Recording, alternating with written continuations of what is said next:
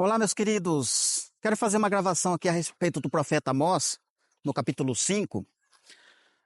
Mas antes de eu falar aqui do capítulo 5 do profeta Amós, eu queria falar para vocês algo assim muito importante, que é um erro, né, um equívoco, eu não sei qual termo usar aqui, com relação ao pessoal que está na área do ensino, principalmente dentro das igrejas, né? Dentro do sistema religioso, onde tem ali consta ali o CNPJ, né? E as pessoas querem trazer ensino, principalmente ali em dias de escola dominical. Eles querem trazer um ensino, às vezes eles querem se utilizar dos profetas, mas ao mesmo tempo eles negam as escrituras e as advertências que Deus está trazendo ali para o povo, sabe? Então, olha só, o profeta, as pessoas olham para o profeta e o que elas querem contemplar? Elas falam, usa o termo, né, o jargão, vamos dizer assim, o motejo. Tem os profetas maiores e tem os profetas menores do Antigo Testamento. E esses profetas clamaram por arrependimento para o povo de Israel. Deus trouxe juízo e tal, e tatati, tatatá, dá uma explicada resumida, bem superficialmente a respeito do profeta, seja qual for ele. E aí, quando tem algum texto, alguma informação que não tem como fugir dela, isto é, que está falando do final, da vinda mesmo de Cristo, gloriosa, aí eles falam, ainda o profeta ainda anuncia a segunda volta de Cristo.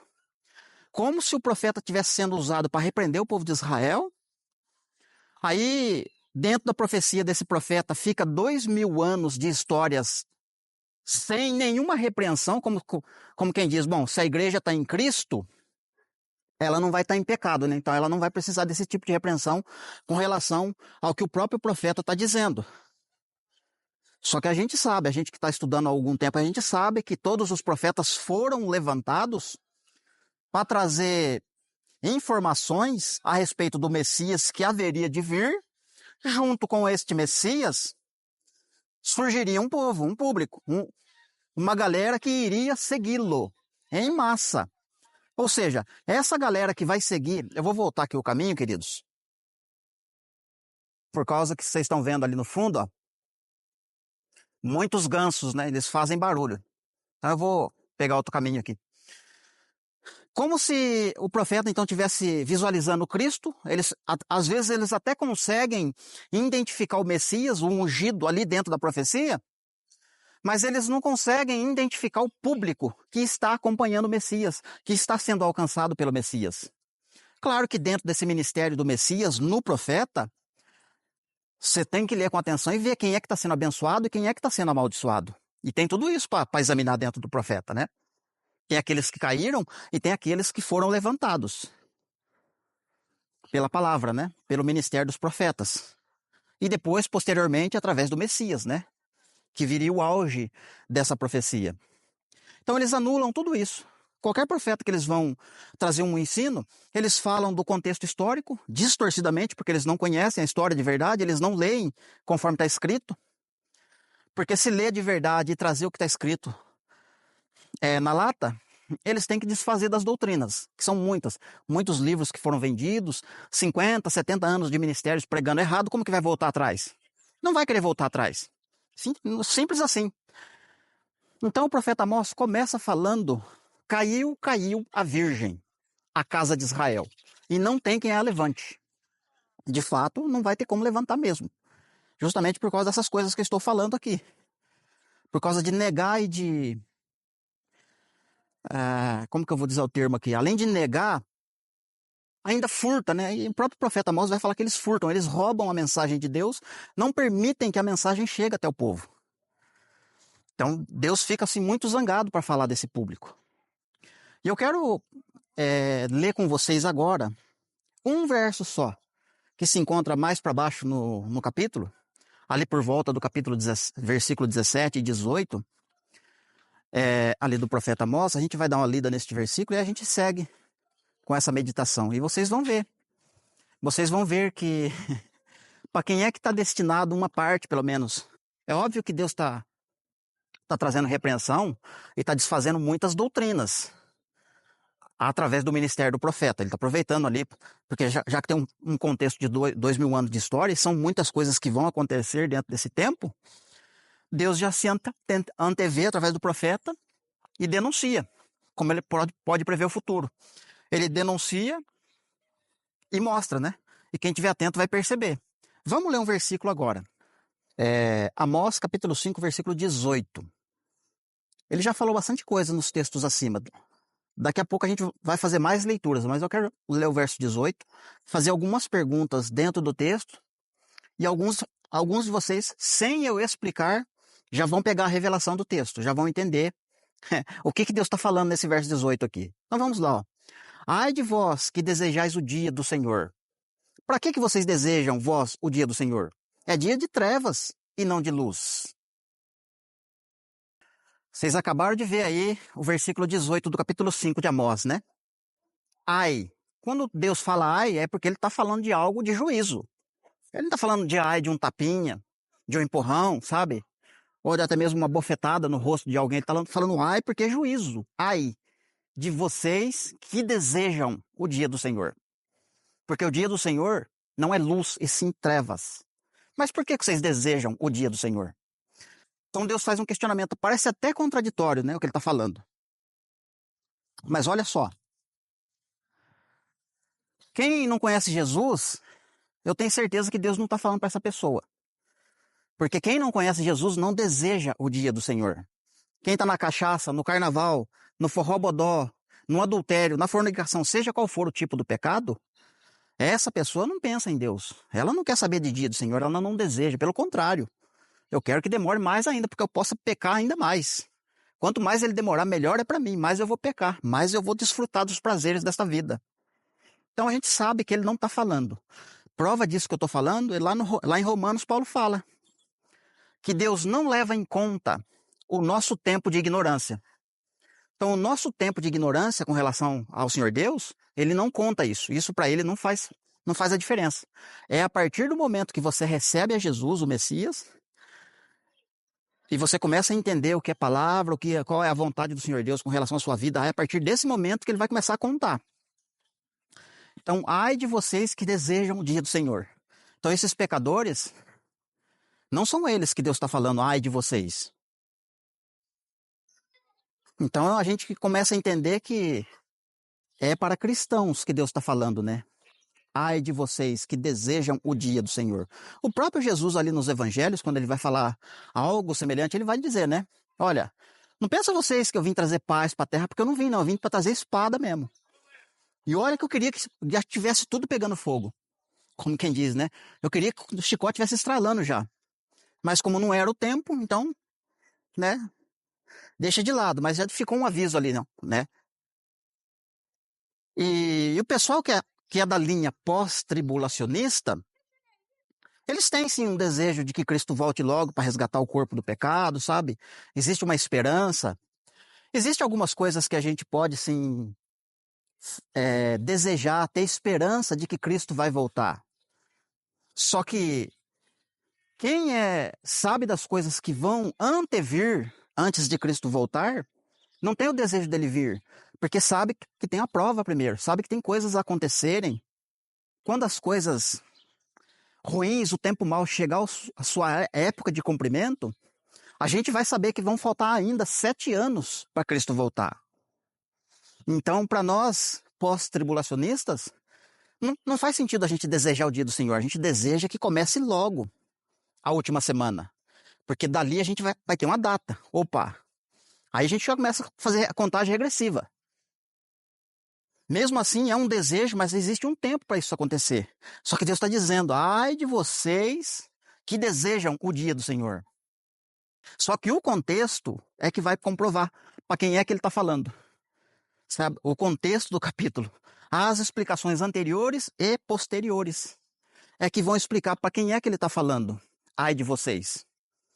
É justamente um público que furtam a mensagem de Deus, roubam, não entregam a mensagem verdadeiramente para o povo. Deixa o povo à mercê. E ele ainda fala que vai romper um fogo nessa casa e não vai ter quem apague. Lá em Betel, ele usa o contexto do Antigo Testamento, sabe? A geografia, tudo mais do Antigo Testamento, mas ele está falando pro tempo do Messias. Inclusive, ele ainda vai falar, um pouco para baixo desse verso 18, que eu vou passar no meio de vocês. Então, a gente está estudando o profeta Zacarias, a gente sabe que, inclusive, esses dias agora a gente falou sobre o candelabro, que está lá no capítulo 4 de Zacarias, que está lá no capítulo 11 de Apocalipse, capítulo 1 e capítulo 2 de Apocalipse. A gente sabe que o candelabro é a igreja e que Jesus anda no meio do candelabro. Então, quando o profeta está dizendo aqui que eu vou passar no meio de vocês, é como aconteceu na terra do Egito. Inclusive, ele usa o termo lá, que passou na terra do Egito. Porque o destruidor passou na terra do Egito. E quem não estava marcado e selado foi destruído pelo anjo da morte. Então, Jesus, no cumprimento daquela situação lá do Egito, é a mesma coisa. Jesus tem um cumprimento, Jesus tem parte nesse ministério de passar no meio de vocês. E quem não estiver cumprindo com o seu papel, o seu nome é arriscado. No livro da lei fala que essa tal pessoa tem que ser eliminada do arraial, do meio do povo de Israel. Tem que sair, tem que ter o nome riscado, tem que ser cortado, sabe? Tem que ser arrancado, tem que ser expulso do país, ser expulso da nação santa, que é o povo eleito. Entende? Então Jesus está passando no meio de vocês. E ali ele fala, eu estou cansado das festas solenes de vocês, dos cânticos, das melodias, dos animais que são sacrificados com defeito, cego, manco. E tantas coisas relacionadas à adoração e culto que são feitos no meio de vocês, eu não aguento mais. Deus está com nojo desse tipo de cântico, dessa adoração, dentro do contexto do Messias, porque o Messias já veio. No capítulo 4, se não me falha a memória, ele ainda fala, prepara, ó casa de Israel, para encontrares com o Senhor teu Deus. E não é para se encontrar na primeira vinda, não. É na segunda. Porque a primeira vinda ele chegou de sopetão para eles. Primeira vinda, Cristo chegou de sopetão. Muitos não entenderam. E a hora que Cristo se esforçou para falar que ele já veio, que ele estava ali, muitos não entenderam. Então muitos foram pegos de surpresa. Entende? Então Jesus veio, se manifestou ali nos dias da sua carne e começou a passear, a andar no meio do candelabro, passar no meio do povo. E quando ele passa, o trabalho dele é acender, é manter o candelabro, né, o castiçal aceso. Porque está no livro da lei, que a lâmpada não pode, o fogo jamais se apagará. Então o fogo não pode se acabar. Se apagar o fogo, significa que a pessoa morreu. Alguma coisa aconteceu ali. Então o trabalho do sumo sacerdote Jesus Cristo, que fala na carta aos Hebreus, é manter o candelabro aceso, as 7 lâmpadas. Por isso que tem 7 igrejas. E ele fica andando, então, vendo como é que está a lâmpada. E Paulo fala, não deixa extinguir, não deixa apagar o fogo. Fica esperto, fica atento. Jesus fala, né? Quando vocês estiverem esperando eu voltar, mantenha as lamparinas de vocês acesas. Deixa ela acesa, não deixa apagar. Então tem N instruções que é para a igreja. Só que esses bodes guias, esses pastores caídos do sistema, eles anulam, eles desconhecem ou se fazem de desconhecido desses textos para furtar, para roubar da igreja essa informação. Por isso que Jesus chama o diabo de ladrão, né? O ladrão vem para roubar, matar e destruir. Então o roubo é roubar a mensagem, aquela mensagem que completaria uma edificação, da qual nós estamos falando aqui, que eu não esqueci, uma edificação. E quando você rouba a informação, rouba o material, sabe? Todo o material é necessário. Eu trabalho com construção. Quando falta um prego, um rolo de arame, alguma coisa, naquilo que eu estou fazendo, a obra é paralisada ou prejudicada. Da mesma forma, então Jesus está fazendo uma edificação e ele deixou a sua mensagem, as suas instruções, todas espalhadas dentro da Bíblia. E esses bodes guias, esses pastores caídos, eles vão e furtam os materiais. Todo o recurso, toda a instrução que é necessário para a edificação acontecer, eles roubam, eles tiram, eles anulam, eles arrancam, eles fazem que elas não existam. E sendo assim, a edificação, a construção fica defeituosa, fica faltando material, fica fraca, ou ela é feita em cima da areia. Então você percebe a gravidade disso. Como as pessoas não conseguem entender, não conseguem compreender. E se não tiver quem fale, quem avise, quem dá o grito, quem dá o alerta, maior vai ser o estrago. Mas quem se der por avisado, vai estar sendo avisado, né? Como a gente já sabe, dentro do contexto aí da palavra. Sempre Deus está levantando pessoas, Deus sempre levantando um aqui, outro lá, para trazer essa repreensão, para trazer essa instrução para o povo acordar e fazer o que é certo, fazer o que é direito. E é justamente isso que está escrito, sabe? No contexto aqui do capítulo 5. Eu vou dar uma lida agora, eu vou dar uma parada aqui, vou dar uma lida nos versos anteriores, dentro desse ponto aqui que o profeta está perguntando. Na verdade, o Senhor Deus está perguntando, né? Por que vocês desejam o dia do Senhor? O dia do Senhor não é dia de alegria, não é luz, é trevas, é amargo, é angústia. Mas vamos dar uma lida no contexto para a gente absorver mais instruções, mais informações, para a gente ver exatamente o que o Senhor Deus está querendo dizer com essa mensagem ou com esta pergunta. Vamos lá então fazer essa leitura. Ó, capítulo 5 de Amós, o verso 1 e 2 está falando ali da virgem que caiu, a filha de Sião. Virgem que aponta para alguém que está desposado a se casar, né? Contexto para falar eu já tenho falado aqui no vídeo, né? Do ministério do Messias, né? Que ele iria se casar com alguém. E esse alguém ia se tornar virgem por causa da sua obra na cruz. Não porque a pessoa é virgem por si só. Ele faria essa pessoa se tornar virgem através da sua obra de edificação na pessoa. Só que essas pessoas que já estavam destinadas para receber o Messias, né? Pela profecia e por causa de Deus antever o futuro, ele já está prevendo que algumas pessoas iriam cair e não iriam se levantar. Por isso o capítulo 1 começa desta forma. Olha o verso 10, e ele vem trazendo um desfecho de denúncia, de juízos, e olha o que ele diz no verso 10, para o povo que ele está denunciando. Vocês aborrecem na porta os que vos repreendem, e abominam os que falam com sinceridade. Então, se você vai lá que nem eu já vivenciei isso, eu falo por experiência, porque eu já vivi isso na realidade, na prática. Se você vai na porta e fala para eles, repreender eles expulsam você da porta, eles não deixam você ficar lá. E através das redes sociais, se você fala sinceramente, você é abominado, né? Você é abominável para eles. E eles vão te expulsar de todas as formas possíveis. Verso 11. Portanto, visto que vocês pisam o pobre e dele exige tributo de trigo, em outras palavras, cobra dízimo, não habitareis nas casas de pedras lavradas que tendes edificado, nem bebereis o vinho das vides desejáveis que tendes plantado. Porque sei serem muitas as vossas transgressões e graves os vossos pecados. Vocês afligem o justo e tomam suborno e rejeitam os necessitados na porta. Portanto, o que for prudente, guardará, então silêncio, porque é tempo mau. Lembra que a gente está dentro do contexto do ministério do Messias que haveria de vir.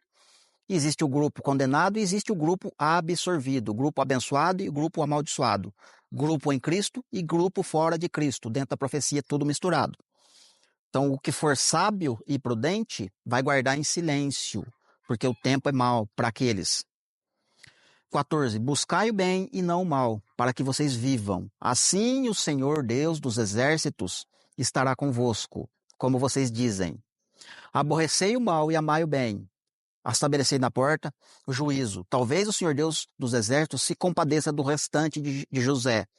E fala de José, que vocês sabem que estou falando de Efraim, né? O reino do norte, as 10 tribos, que se misturou com todas as nações do mundo. Você vai ver pela Bíblia, pode provar isso que eu vou falar para vocês, pela palavra de Deus. Judeu começa desde o seu nascimento sendo judeu e termina o livro do Apocalipse falando de judeu. Ele não tem mudança de nacionalidade, não tem mudança de origem, vamos dizer assim. De Judá saiu os judeus. A tribo de Judá descende os judeus. Começou lá, né, nos dias de José. Um dos irmãos de José é judeu, Judá. E judeu vai terminar até quando Cristo voltar, Nova Jerusalém voltar, milênio, vai continuar sendo judeu. Só que os demais irmãos de Judá, os outros 11 irmãos, inclusive a Diná, né, que tem uma mulher também. Esses outros irmãos vão sofrer variações nos seus nomes, nas suas identidades, e Deus está trabalhando com esse povo. E ele joga todos eles como sendo gentios. Então, os gentios são o reino do norte, tanto africanos quanto os brancos, tanto os vermelhos quanto os roxos, tanto os que falam enrolado quanto os que falam sem enrolar.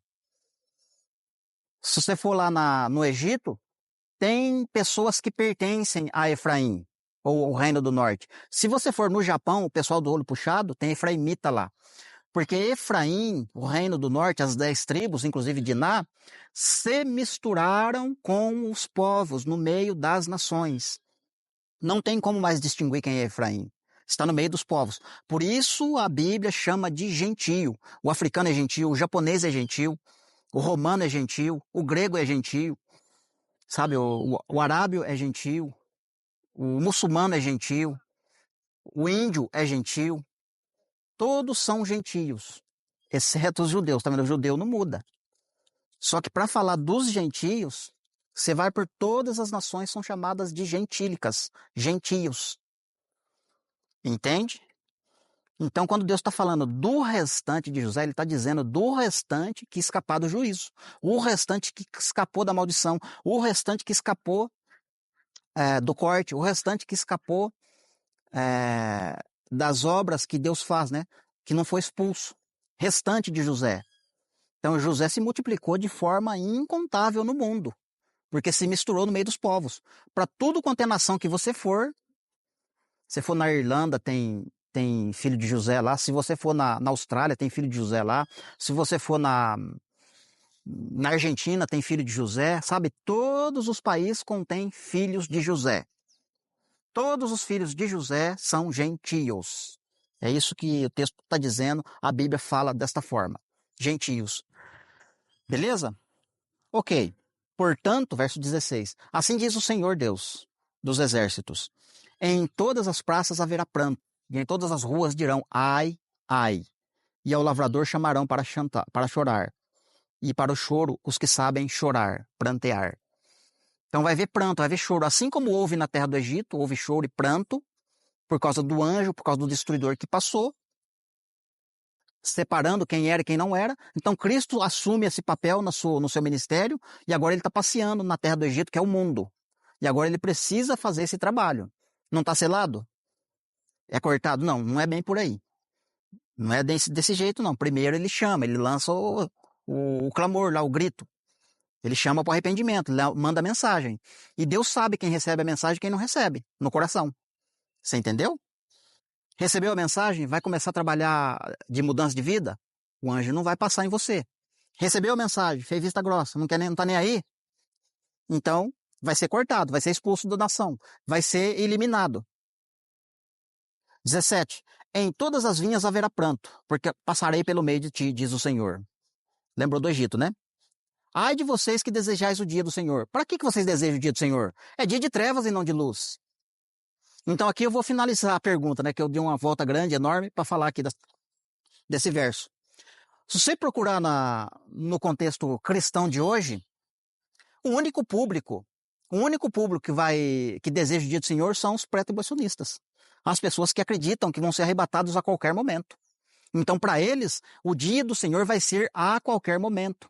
Sem juízo, sem treva, sem negridão. Porque vai ser dia de luz para eles. Assim eles pensam, assim eles dizem. Só que o texto não está dizendo assim. Porque o dia do Senhor é dia de trevas. E não adianta querer empurrar para o ímpio, porque o ímpio não quer o dia do Senhor.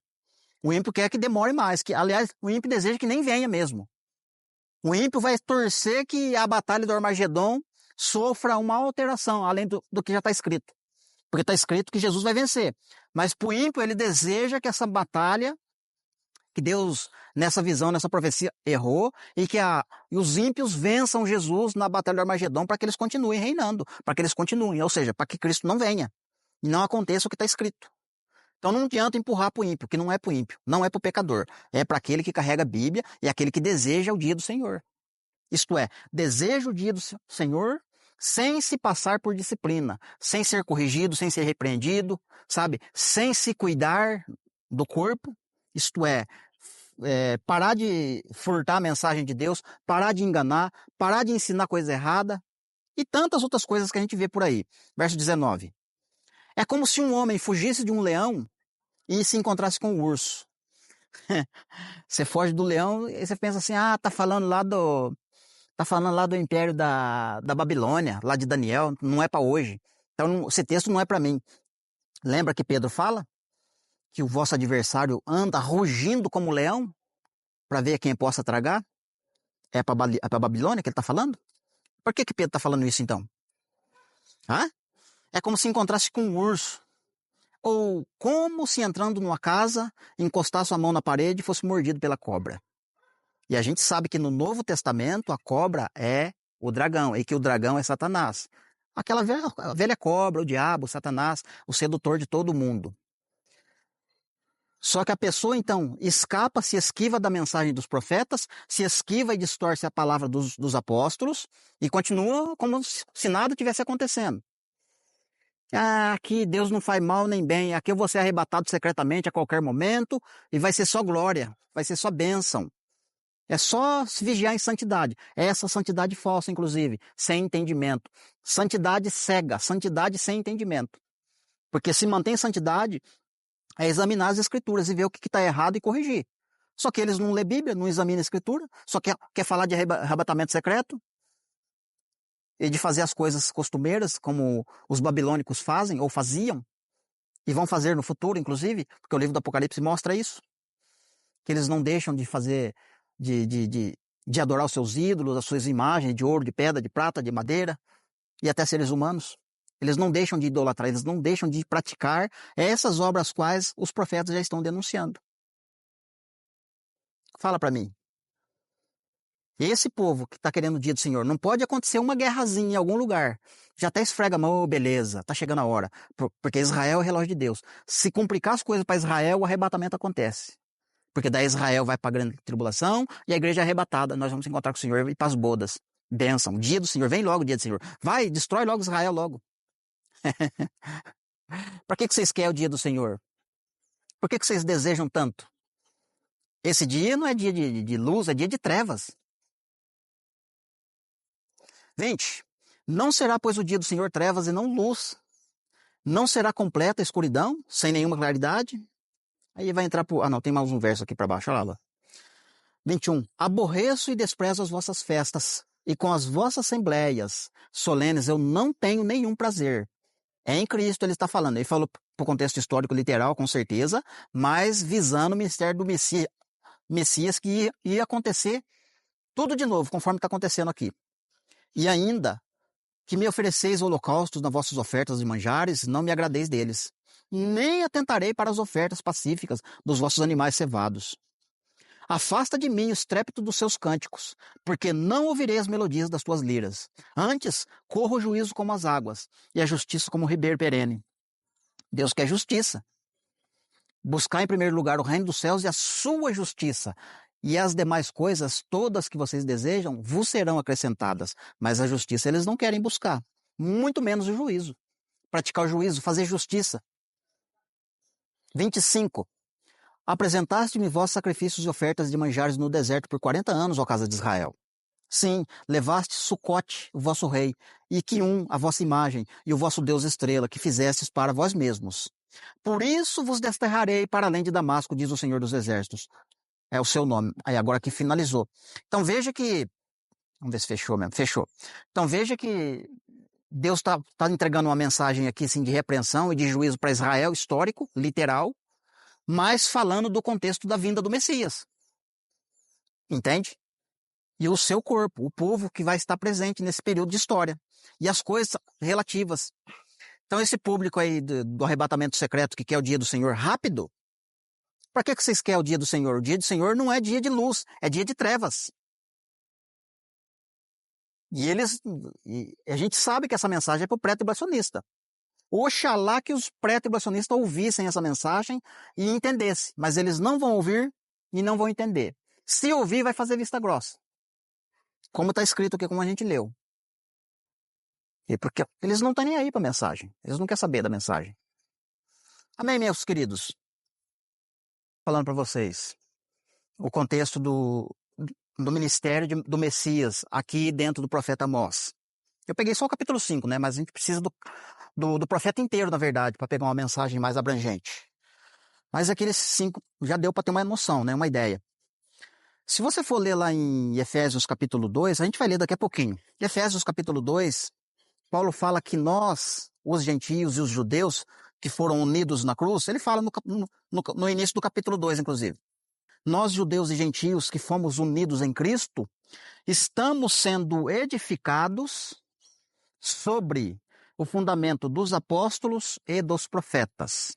Ou seja, os apóstolos tiveram uma base, um fundamento, algo que serviu de instrução, de apoio, um guia, algo que eles puderam apoiar os seus ensinamentos.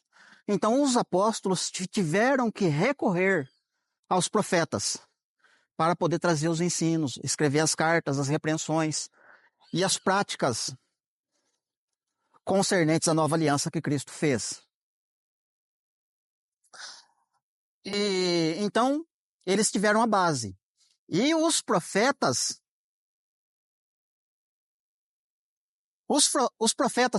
para que eles pudessem profetizar e trazer ensinamentos para nós, para o povo de Israel, para o povo do milênio, eles tiveram que estudar muito a lei de Moisés, a lei de Deus. Na verdade, que começa em Adão, né? Mas eles tiveram um trabalho muito exaustivo, uma investigação enorme.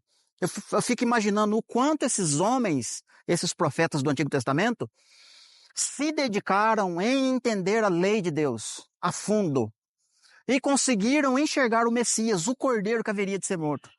Na verdade, eles próprios puderam escrever que o Cordeiro foi morto antes da fundação do mundo, porque eles conseguiram entender que aqueles sacrifícios, aquelas coisas que estavam escritas no livro ali que Moisés escreveu, Gênesis, Êxodo, Números, Levíticos, até mesmo o quinto livro, Deuteronômio, eles examinaram demais aquilo. Conseguiram visualizar o Cordeiro, o Messias, que seria o Messias do povo de Israel no futuro, e nosso inclusive. E eles se entenderam que aquele Messias podia trazer ensinamento para eles. Eles entenderam a mensagem. E Pedro vai escrever isso, a gente vai ler também. Pedro vai escrever a respeito disso. Que eles investigaram, que eles estudaram, eles, trabalharam para entender a mensagem da lei. Que aquela mensagem se tornaria um evangelho no futuro. E que esse evangelho traria salvação para o mundo inteiro. Então eles começaram a trazer essa mensagem do evangelho da graça, antes dos apóstolos. Porque Cristo se tornou graça para eles, se tornou esse evangelho, essa prática.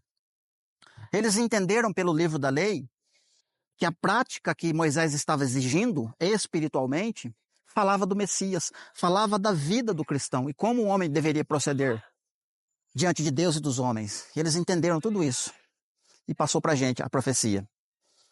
Os apóstolos bateu o olho e entendeu. Mesmo nos dias quando Jesus esteve com os apóstolos, eles não estavam entendendo. Mas Jesus disse, olha, agora vocês não têm estrutura para entender. Eu poderia falar aqui de coisas mais grandes, mais profundas para vocês, mas ainda vocês não têm estrutura. Mas loguinho vocês vão entender. Ou seja, Jesus sabia que o Espírito Santo viria e o Espírito Santo faria uma obra no homem. Passar a habitar dentro do homem e começar a trazer essas mensagens, né? Essas coisas, a revelar, na verdade, pelo Espírito, né? E a pessoa pudesse entender. Então eles conseguiram, após o Pentecostes, começaram a extrair essas mensagens e trazer mastigadinho para nós. E a gente consegue entender com clareza hoje. Mas muitos não conseguem porque não tem estrutura. E os próprios apóstolos, posteriormente, vão escrever isso. Ali no capítulo 5 de Hebreus, né? Vocês ainda necessitam de ficar bebendo leitinho das coisas aí, das coisas básicas da salvação. Eu queria falar de coisas grandes e profundas, mas eu não posso falar. Porque vocês ainda são criança, são meninos ainda. E Paulo fala também, num tom já de exortação mesmo, né? Que a gente precisa deixar de ser menino. Tem que se tornar adulto, tem que crescer. E para crescer, tem que se alimentar corretamente, conforme está escrito no livro da lei. Que a alimentação tem que ser, uma delas é comer o cordeiro por completo. Só que tem gente que não gosta de comer o cordeiro por completo, só uma parte. O livro do Apocalipse, eles comem os 3, distorcidamente come 3 capítulos e pula para o 19. Aí o cordeiro já, né, deixou ali apodrecer, deixou de lado, não come. Outras partes da Bíblia, inclusive livros que foram arrancados pelos homens, eles não comem também, porque no entendimento deles não é Bíblia. Tá falando da palavra, tá falando de coisas que aconteceu, tem ligação com outros livros. Não, não foi inspirado, não vou comer. Eles não comem o cordeiro por completo, abandona. E por aí vai. Então tem uma série de coisas que a gente poderia falar aqui. Lá no capítulo 4 de Efésios, Paulo fala que Deus estabeleceu, Deus colocou na igreja, no corpo dele, primeiramente apóstolos e depois profetas. O que isso quer dizer? É que tem mais coisas ali que ele fala, né? Mas vou falar desses dois agora. Tanto profeta quanto apóstolos não é a partir da ascensão de Cristo, não é a partir do Novo Testamento. A Bíblia toda está falando. Não tem o nome lá apóstolo, lá no Antigo Testamento. Mas tem o nome pastor. Quantos e quantos textos não tem dentro dos profetas, Deus repreendendo os pastores? Você acha que Deus está repreendendo os pastores do Antigo Testamento? Porque eles estavam cuidando das ovelhas de forma errada? Tá vindo temporal de chuva, em vez de levar a ovelha para debaixo da caverna, eles não levavam e a ovelha sofria toda a tempestade lá de chuva no lombo? Você acha que Deus está preocupado com isso? Através do ministério do profeta? Então, quando Deus está repreendendo os pastores, ele está falando sim das pessoas que estavam responsáveis pelo rebanho, que é a casa de Israel.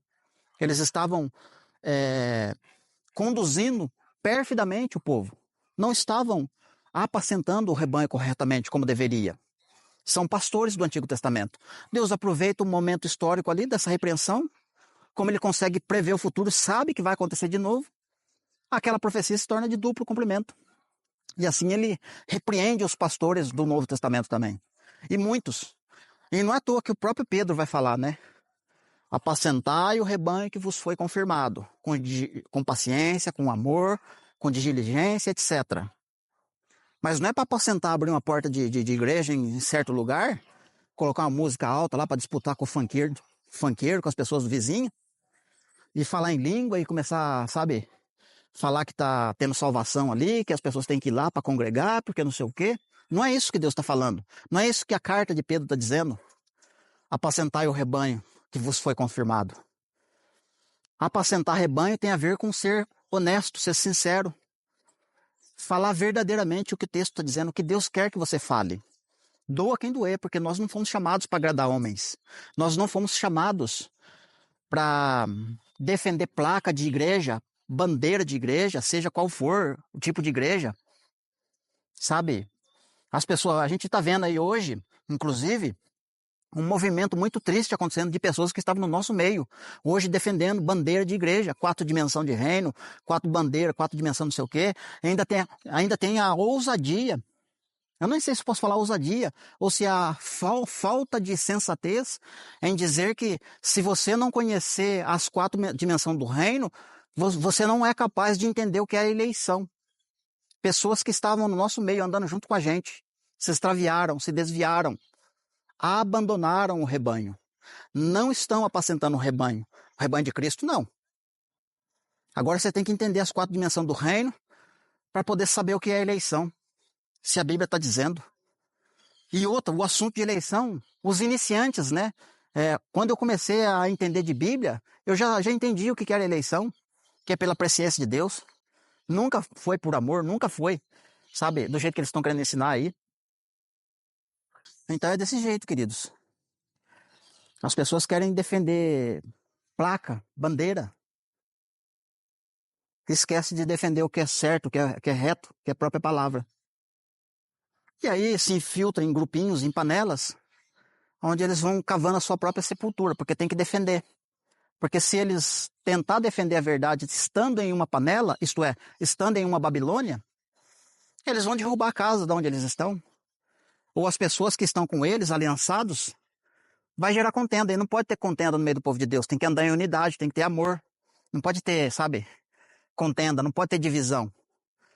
Então todo mundo tem que distorcer junto, fingir que não existe, falar o que tem que ser falado à torta e à direita, deixa o que está escrito, não interessa o que está escrito na Bíblia, vou falar o que o grupinho nosso, que a nossa panela defende, porque eu não quero divisão, não quero contenda na minha panela, na minha Babilônia.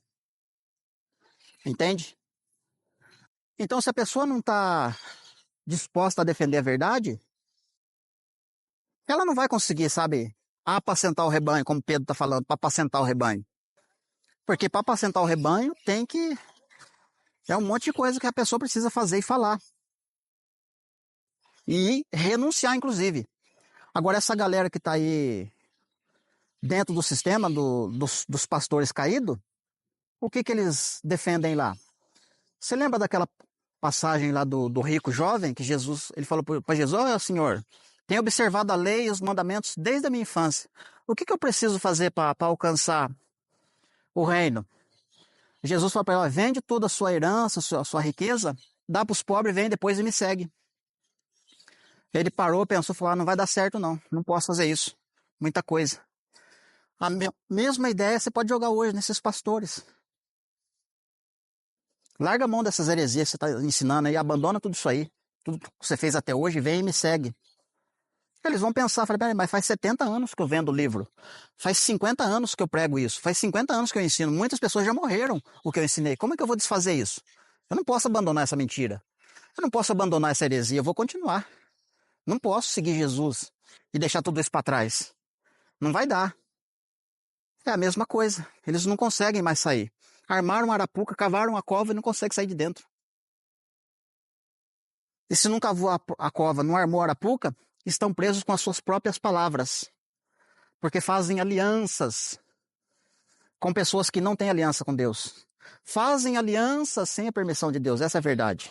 Fazem alianças sem consultar o Senhor. Eu e Luiz fizemos uma aliança, já tem um tempo atrás, mas não fizemos aliança baseada em nós, nosso comportamento, até quanto eu viver. A gente não fez aliança pensando nessas coisas. Eu vou fazer uma aliança com você, Luiz, mas o dia que você entrar numa igreja e for pregar lá e virar pastor lá, eu não vou ser mais, não vai ter mais essa aliança. Não foi esse tipo de aliança, sabe, que a gente fez? A gente fez uma aliança pensando na palavra, em seguir esse caminho que eu estou tentando passar para vocês, essa verdade. Se nenhum de nós dois se extraviar, se nenhum de nós dois se desviar dessa verdade, essa aliança vai ser eterna. Vai continuar por toda a nossa vida. Porque a nossa aliança é defender a verdade. Não é aliança para defender placa de igreja, não é aliança para defender sistema religioso, não é aliança para defender canal Efraim, não é aliança para defender canal Reino Eterno, ainda que isso seja uma necessidade, a gente tem que defender às vezes o canal. Porque o canal é constantemente atacado.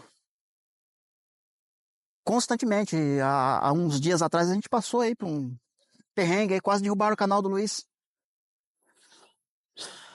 Então a aliança tem que ser feita, mas tem que ter Deus no meio. Deus tem que ser o mediador dessa aliança. Se for uma aliança baseada no homem, como os camaradas lá fizeram, você é meu braço direito, você é meu braço esquerdo, sei lá como que foi.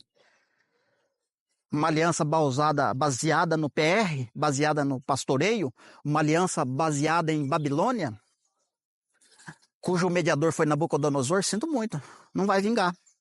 Aliás, pode até subsistir por um tempo. Pode até subsistir por um tempo, aí Deus permite. Aliás, Deus vai dando corda, né? Deus vai dando tempo para a pessoa se arrepender e se corrigir. Agora, se não se arrepender e não se corrigir, vai chegar uma hora que Deus vai puxar a cordinha, né? Aí a arapuca cai. E vai ficar visível para todos o juízo, aquilo que Deus fez, né? Então, queridos, agora a gente vai fazer uma leitura aqui agora a respeito eu vou ler 3 textos. Eu citei, né? Eu citei Efésios 2, eu citei Efésios 4 e eu citei 1 Pedro, né? Quando os profetas estavam investigando lá a lei e os assuntos a respeito do Evangelho da Graça. Ok. Então vamos fazer a leitura desses 3 textos para ficar provado o que eu falei. Porque a pessoa pode dizer, não, você falou aí, mas não provou, né? Não provou nada. Então a gente vai fazer a leitura Beleza? Olha só, queridos. Efésios capítulo 2, versículo de número 20. Edificados sobre o fundamento dos apóstolos e profetas, sendo ele mesmo o Cristo Jesus, a pedra angular. Então, Paulo está reforçando de que Cristo é o fundamento dos profetas e nós estamos sendo edificados sobre o fundamento dos apóstolos e dos profetas. Então, a base dos apóstolos são os profetas e a base dos profetas é Jesus Cristo, a pedra angular. Então, essa é a edificação. Beleza? Vamos para outro texto agora. Capítulo 4 de Efésios, versículo de número 11, diz assim: E ele mesmo concedeu a uns para apóstolos e outros para profetas, outros para evangelistas e pastores e mestres. Então aqui está falando a respeito dos dons, né? O objetivo dos dons, qual a finalidade dos dons é para edificar a igreja. Só que para edificar a igreja ele concedeu primeiramente, concedeu o quê? Uma base. Concedeu um fundamento, concedeu uma direção, uma instrução para que os apóstolos e os demais que fossem fazer parte da edificação pudessem ter uma base, um caminho, né? Uma forma de conduzir o povo ao arrependimento. E sendo assim, estaria edificando a igreja. Então ele mesmo, ele quem? O Espírito Santo, que é o próprio Jesus, concedeu a uns para apóstolos e outro para profetas. Só que eu queria que você entendesse que apóstolos e profetas não é só a partir da ascensão de Cristo. Aliás, principalmente profetas, né, quando Deus diz que concedeu, colocou na igreja profetas, ele não está dizendo que Cristo morreu, ressuscitou e foi para o céu, enviou o Espírito Santo e a partir desse momento Deus está colocando na igreja profetas. Não é isso que Paulo está falando. Senão o capítulo 2 não faz nenhum sentido. Aliás, ele contraria tudo que ele teria falado no capítulo 2. Porque no capítulo 2 ele disse que a base dele era Cristo, junto com os profetas. E a base dos profetas era Cristo. Para acontecer uma edificação. Só que agora ele está dizendo que essa edificação, para atingir o seu objetivo final, que é chegar à estatura de Cristo, Deus precisou primeiro estabelecer na sua igreja, no seu corpo, profetas, apóstolos, mestres, pastores, evangelistas, etc. Distribuiu o dom para as pessoas que faziam parte, iriam fazer parte desse ministério. Só que o detalhe, o que eu quero que você compreenda, isso é muito importante, é que a igreja, o corpo de Cristo, não começa a partir da sua ascensão. A igreja, a edificação, inicia-se em Abel. Olhe lá se não começar com Adão, né, melhor dizendo. Se o próprio Paulo faz essa relação aqui nessa carta aos Efésios, né, ele faz a comparação de primeiro Adão e segundo Adão, e é grande esse mistério, sabe? Então, existe o Adão carnal, que é o homem sem Cristo, e existe o Adão espiritual, que é o segundo Adão. Então, a igreja começou com Adão. Mas a ideia melhor foi surgir quando Abel, né, ofereceu o sacrifício lá, e a gente conhece a história. Então, a igreja começou lá no início, o corpo, sabe? Não começa a partir da ascensão de Cristo. Então, essa ideia de profetada na igreja é furada. Pula fora do barco, né? Sai fora, fica atrás de profetada aí. Deus levantou um profeta aqui, Deus levantou um profeta acolá. Não, Deus já colocou na sua igreja, no seu corpo, os profetas. E ele mesmo foi o fundamento para eles. E é isso que a gente vai ler agora, ó. Eu vou ver agora em Pedro.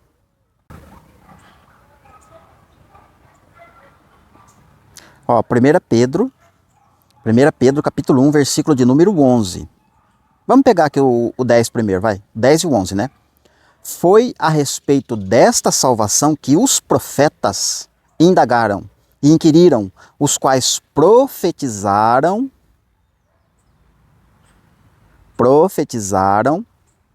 acerca da graça a vós outros destinada. Então, o tal do evangelho da graça que Pedro, Tiago, Paulo e os demais escritores do Novo Testamento usaram, essa graça anunciada a vós outros, destinada para vocês, já foi falada pelos profetas, é o que ele está dizendo. As quais profetizaram acerca da graça a vós outros destinada. Verso 11. Investigando atentamente a qual a ocasião ou quais as circunstâncias oportunas indicadas pelo Espírito de Cristo, que neles estava, ao dar de antemão testemunho sobre os sofrimentos referentes a Cristo e sobre as glórias que o seguiram, os que o seguiriam. Veja que os profetas revelaram a Cristo, falaram de Cristo. Para poder falar de Cristo, é óbvio que eles tiveram que ter a revelação da lei, né? Através da lei de Moisés, eles receberam a revelação de Cristo. Cristo se tornou uma pedra angular, um fundamento para eles, para que eles pudessem profetizar. Ao profetizar a respeito da graça, do Evangelho, essas coisas maravilhosas que hoje nós contemplamos e fazemos parte e desfrutamos, foi dado para eles e eles profetizaram. Os apóstolos investigaram, mastigaram, esmiuçaram e traduziram todas as palavras difíceis com relação ao Evangelho e escreveram em cartas para nós.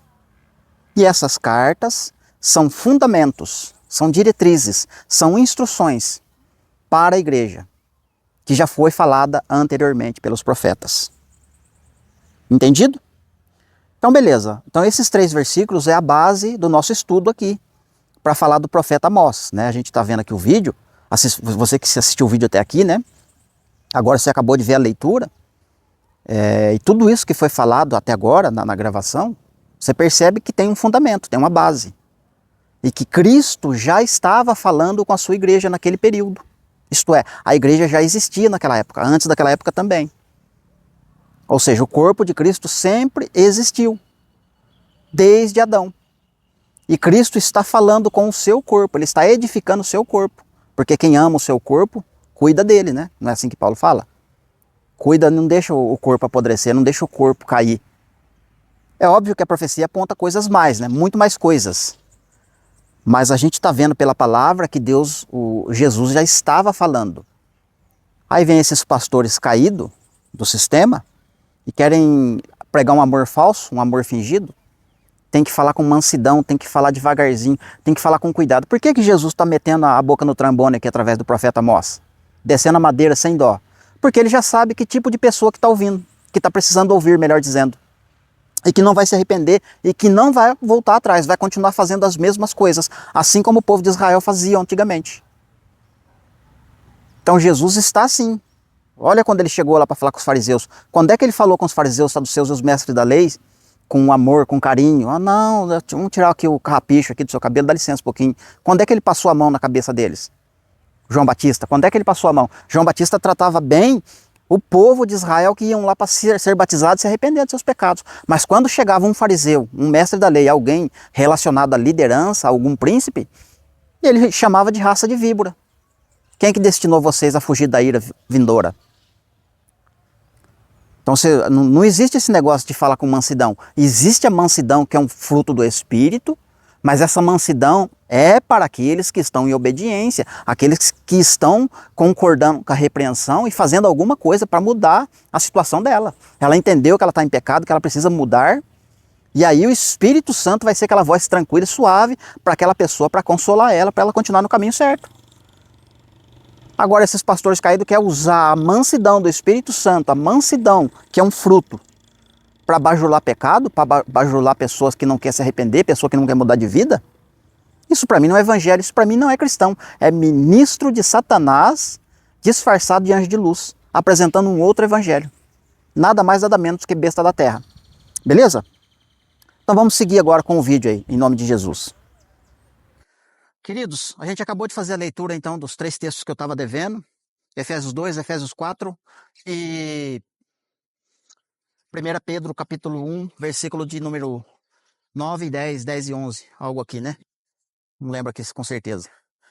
Então a gente fez a leitura, vocês entenderam a mensagem. Então fique aí na paz do Senhor Jesus. Se você não conseguiu compreender, volta o vídeo, assiste novamente. Mas eu tenho certeza que vai ser bênção. Para quem estiver ligado, para quem estiver querendo realmente ser edificado pela palavra, realmente uma pessoa que pergunta pelo Senhor. Porque tem aqueles que não perguntam, né? Não querem saber do Senhor. Apenas querem aparecer na foto. Quer seguidor, quer like, quer comentário educado, né? Comentário que enche a bola. A pessoa quer inscrito, quer monetizar, receber dinheiro, né? Melhor dizendo, e quer aplauso. Aí esse tipo de pessoa não quer nada com Deus, né? Não pergunta por Deus, então não interessa. Então, em primeiro lugar, busca o reino de Deus e a sua justiça.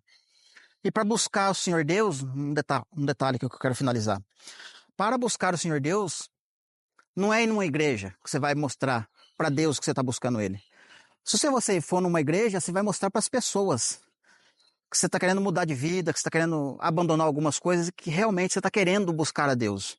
Mas se verdadeiramente você quiser buscar a Deus, você tem que buscar solitariamente. Esse é um conselho que eu posso dizer para você, que eu vivi isso. No momento mais difícil da minha vida, no passado, há uns 9 anos atrás, 12 anos atrás, melhor dizendo, eu sofri uma tragédia. E essa tragédia me jogou na lona.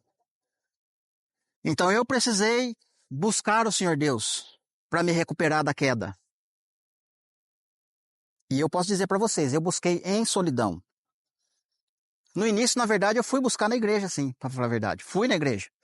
Só que eu fui decepcionado. Porque eu já estava lendo a Bíblia, já estava entendendo algumas coisas, e quando eu fui questionar o pastor, concernente à minha queda, concernente ao que estava acontecendo, a resposta dele foi tudo que eu não queria ouvir, e eu ouvi. E aquela resposta foi um aviso de Deus: sai daí. Sai daí, que isso aí não é para você não. Então, se você quer realmente buscar a Deus, vai buscar no silêncio, no seu quarto, vai ler Bíblia, vai estudar, sabe, encontra aí um canal que você se sinta seguro para estudar a palavra, mas não vai acreditar em tudo que está sendo falado, não vai investigar, faz o seu trabalho, vai investigar o que está escrito, vai ver se está certo. Então não deixa, sabe, querer ir buscar por terceiros, ir numa igreja aí para dizer que está buscando a Deus, carregar a Bíblia debaixo do braço, sabe, e mostrar para as pessoas. Não faça isso. Você é fariseu que faz isso. Eu sei que existe pessoa honesta e que vai na igreja e que busca Deus verdadeiramente. Não estou descartando essa ideia. São poucos, mas existe. Mas eu quero dizer, uma busca verdadeira mesmo é na solidão. É por si só. Você ir buscar a Deus, você vai encontrar. Está escrito isso, né? Então, Deus abençoe, um forte abraço. Se Deus permitir, a gente continua gravando.